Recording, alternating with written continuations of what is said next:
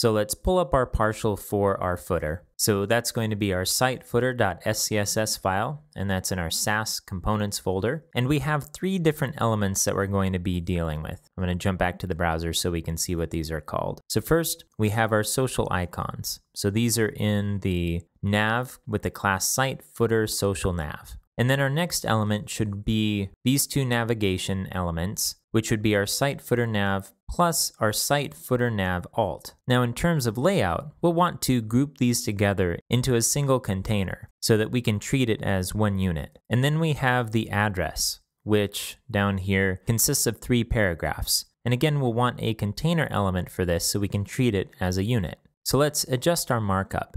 I'm going to open up our index.html. And let's do a quick search for footer so we can jump to the footer. So we have a wrapper around our social navigation, so that's good to go. But next we need a wrapper around both of our main navigations. So since this is for layout purposes, it makes sense to use a div, which is a generic container, instead of something that has meaning like nav or section. So I'll add a div. And now we need to come up with a class name for this. So remember, we're in the site footer component, so it should have the prefix site footer. And in this case, its role is wrapping around the navigation here. So why don't we call it site footer and then nav wrapper? We'll do class equals site footer, and then we'll call it nav wrapper. And let's indent everything here and add our ending tag. And then we have these final paragraphs that we also need a separate element for. So let's add a div, we'll give it a class, and this is really contact information or attribution information. Let's just call it contact info. And again, we'll give it a prefix of site footer because that's the component name.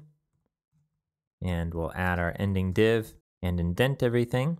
Okay, now if we go back to the browser and refresh,